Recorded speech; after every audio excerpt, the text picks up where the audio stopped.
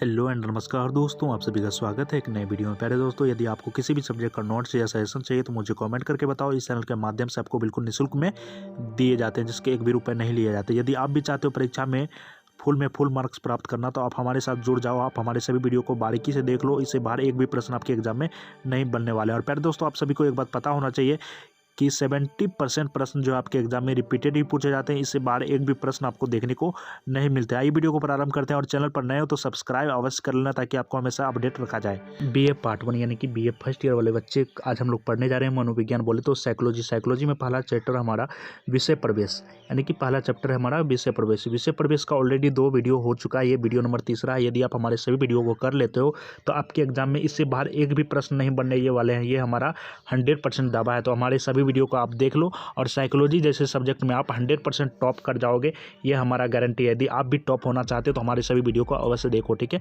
तो पेपर 1 हम लोग देखने जा रहे हैं, अंत तक हमारे साथ बने रहना है। हम वही प्रश्न लेके आते हैं जो आपके एग्जाम में पिछले 5 वर्षों से लगातार पूछे जा रहे हैं, ठीक है। और इस बार भी 100% पूछे जाएंगे। प्यारे दोस्तों, इतना तो विश्वास आप हमारे ऊपर कर ही सकते हो, ठीक है। ये प्रश्न आपके एग्जाम में पिछले बार लगातार पूछे जा रहे हैं। वस्तुनिष्ठ परीक्षण विधि का संस्थापक कौन है? वस्तुनिष्ठ परीक्षण विधि का संस्थापक कौन है, इसके बारे में आपको बताना। ना ही वुंट महोदय है, ना ही वाटसन महोदय है, ना ही विलियम जेम्स है ना। तो यहाँ इसका आंसर होता है उपयुक्त में से कोई नहीं। Option number D is the correct answer. यानी कि वस्तुनिष्ठ परीक्षण विधि का संस्थापक इन तीनों ऑप्शन में से एक भी नहीं है, तो उपयुक्त में से कोई नहीं। Option number D is the correct answer, ठीक है।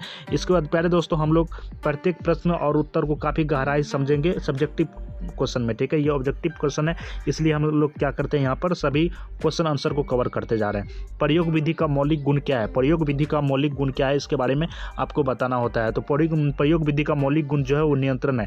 Option number is the correct answer. प्रयोग विधि का मौलिक गुण जो है नियंत्रण है, ठीक है। इसके बाद क्वेश्चन नंबर 43 क्या कह रहा है कि प्रयोगात्मक चर क्या है? प्रयोगात्मक चर क्या है? ये क्वेश्चन काफ़ी लाजवाब है और आपके एग्जाम में पूछे हुए जाते हैं। तो प्रयोगात्मक चर क्या है, इसके बारे में आपको बताना होता है। प्यारे दोस्तों, काफ़ी शानदार प्रश्न है ये।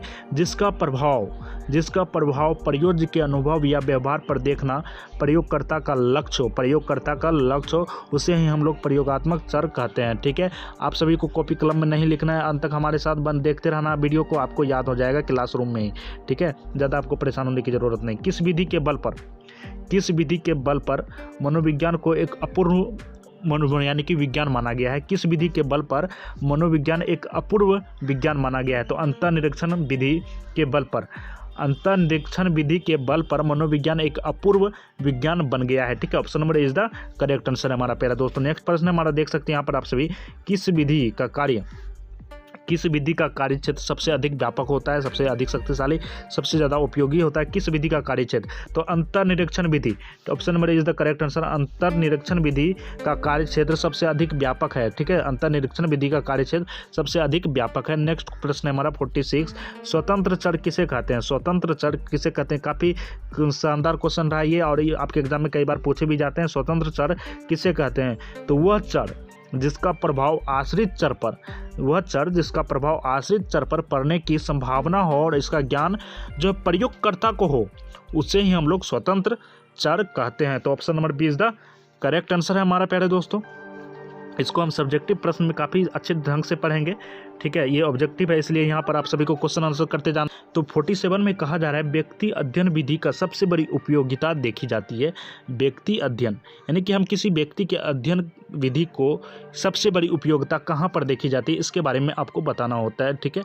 व्यक्ति अध्ययन, तो व्यक्ति अध्ययन बाल अपराधी बच्चों के अध्ययन में, ठीक है। बाल अपराधी बच्चों के अध्ययन में हम सभी व्यक्ति अध्ययन की सबसे बड़ी उपयोगिता देख पाते हैं, ठीक है। व्यक्ति अध्ययन की विधि की सबसे बड़ी उपयोगिता हम लोग बाल अपराधी बच्चों के अध्ययन में देख पाते हैं। तो option number B is the correct answer है हमारा। क्वेश्चन नंबर 48 कर रहा है कि निम्नलिखित में कौन शुद्ध मनोविज्ञान है? आपके सामने कुल मिला के 4 ऑप्शन दिए गए हैं, इसमें आपको प्योर साइकोलॉजी को चूज करना है, ठीक है। प्योर साइकोलॉजी को चूज करना होता है। तो काफ़ी लाजवाब प्रश्न है और आपके एग्जाम में पूछे भी जाते हैं। तो असामान्य मनोविज्ञान जो है शुद्ध मनोविज्ञान है। असामान्य मनोविज्ञान क्या है? एक शुद्ध मनोविज्ञान है। असमान मनोविज्ञान एक शुद्ध मनोविज्ञान है। Option number B is the correct answer है प्यारे दोस्तों। क्वेश्चन नंबर 49 क्या कर रहा है? सबसे छोटा प्राणी इनमें कौन है? आपके सामने अमीबा, चींटी, मच्छर दिए गए हैं, तो आप कमेंट करके बताओ इन तीनों में से सबसे छोटा प्राणी कौन है? एक बार कमेंट करके बताओ, हमें इंतजार है आपके कमेंट का। ठीक है, तो अमीबा जो है सबसे छोटा प्राणी। Option number is the correct answer. सबसे छोटा प्राणी कौन है? अमीबा। ठीक है, इसके बाद क्वेश्चन नंबर 50, यहाँ पे BVI लिखा हुआ है, वेरी वेरी इंपॉर्टेंट। मानव व्यवहार का अध्ययन किस मनोविज्ञान में किया जाता है? मानव के व्यवहार का अध्ययन जो हम करते हैं, माना कि आपका व्यवहार से हम आपके बारे में बता सकते हैं, आपका चरित्र क्या है, आप सोचते क्या हो, सारा कुछ हम आपके व्यवहार को देख कर बता सकते हैं। तो उसे हम क्या कहते हैं? मानव व्यवहार।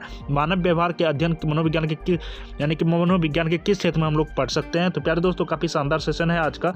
ठीक है, तो समाज मनोविज्ञान में, औद्योगिक मनोविज्ञान में, वातावरणीय मनोविज्ञान में उपयुक्त में से सभी। Option number D is the right answer. ठीक है, मानव व्यवहार का अध्ययन हम लोग समाज मनोविज्ञान में, समाज में आप किस तरह का व्यवहार करते हो, किस तरह का आप अपना नजरिया रखते हो। इसके बाद औद्योगिक मनोविज्ञान में आप किस तरह सोचते हो, आपके सोचने का लेवल कितना है, IQ पावर कितना है। इसके वातावरणीय मनोविज्ञान, ठीक है, किस माहौल में आप किस तरह का सोचते हो। तो ये सब कहीं ना कहीं मानव व्यवहार के अध्ययन के बारे में हम लोग पढ़ते हैं। तो option number D is the right answer, उपयुक्त में से सभी। इसके बाद प्यारे दोस्तों, यहाँ पर देख सकते हैं आपसे प्यारे दोस्तों, एक प्रश्न हमारा यहाँ पे और बनता है, उपयुक्त में से कौन नवीनतम मनोविज्ञान की शाखा है? नवीनतम बोले तो नया मनोविज्ञान की शाखा है, मनोविज्ञान की शाखा है। आप सभी के सामने कुल मिला के 4 ऑप्शन दिए गए हैं, इसमें आपको नया मनोविज्ञान की शाखा को ढूंढना होता है।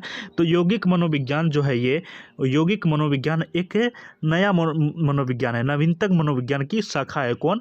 यौगिक मनोविज्ञान। तो option number B is the correct answer. इसके बाद नेक्स्ट प्रश्न हमारा यहाँ पर देख सकते हैं आप सभी, गिलमर का, गिलमर जो एक बहुत बड़े मनोविज्ञानिक हैं। ठीक है, इनका योगदान मनोविज्ञान की किस शाखा में है?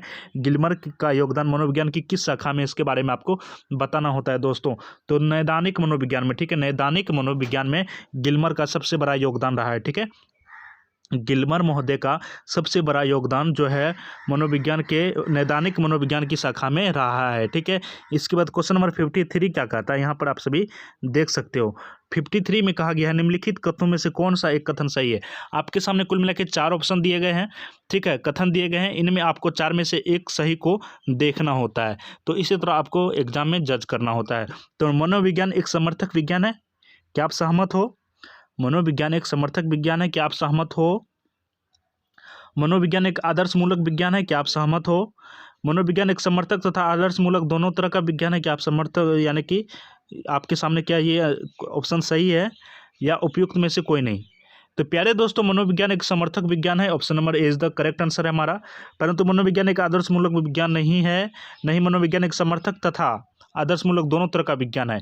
यहाँ पे आ रहा है दोनों तरह का विज्ञान, दोनों तरह का नहीं होगा तो यह असमर्थक ही होगा। ठीक है, तो option number is the correct answer हमारा, option number is the correct answer. ठीक है, नेक्स्ट प्रश्न की ओर हम लोग रुक करते हैं प्यारे दोस्तों। क्वेश्चन नंबर 54 क्या कहता है कि निम्नलिखित में से किस व्यक्ति ने मनोविज्ञान को तत्कालिक अनुभूति के विज्ञान के रूप में परिभाषित किया है? तत्कालिक अनुभूति के विज्ञान के रूप में परिभाषित करने वाले वो कौन से मनोवैज्ञानिक रहे हैं, इसके बारे में आपको बताना होता है।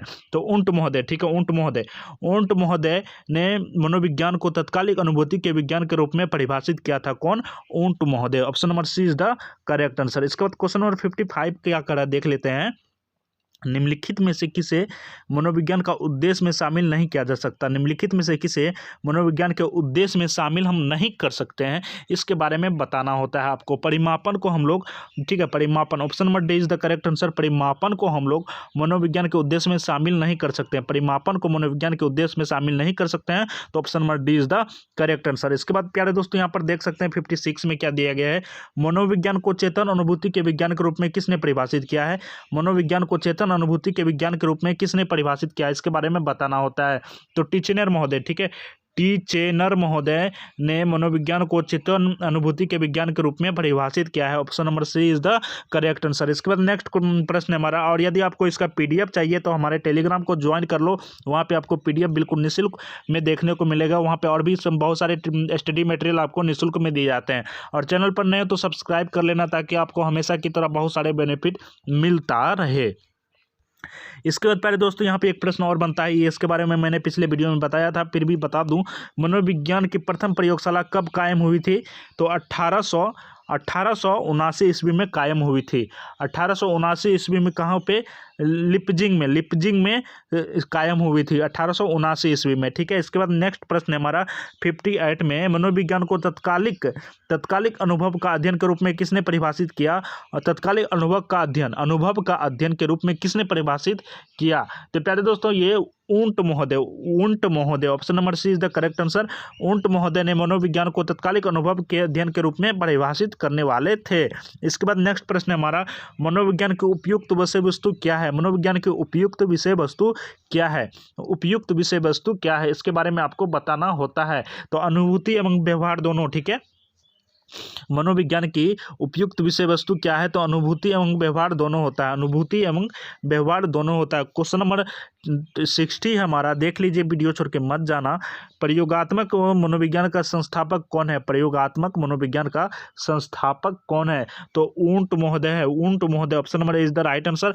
प्रयोगात्मक मनोविज्ञान का संस्थापक जो है ऊंट महोदय है। प्यारे दोस्तों, तो कैसा रहा आज का वीडियो मुझे कमेंट करके बताना, और यदि आपको किसी भी सब्जेक्ट का नोट्स या सजेशन चाहिए तो मुझे कमेंट करके बता दो। और यहाँ पर आपको इस चैनल के माध्यम से BA BSc BCom part 1 part 2 part 3 सभी सब्जेक्ट के नोट्स व suggestion YouTube channel target with Shivam के माध्यम से दिया जाता है। इसलिए आप सभी सब्सक्राइब कर लो और अपने दोस्तों को अवश्य शेयर करो, क्योंकि आप लोग खुद ब खुद पढ़ते जा रहे हो, तो ये सेल्फिश वाली बात भी अपने दोस्तों को शेयर करो, तो ये सेल्फिश वाली बात नहीं होती है। तो मिलते हैं नेक्स्ट वीडियो में। Thanks for watching, bye bye, take care, जय हिंद दोस्तों।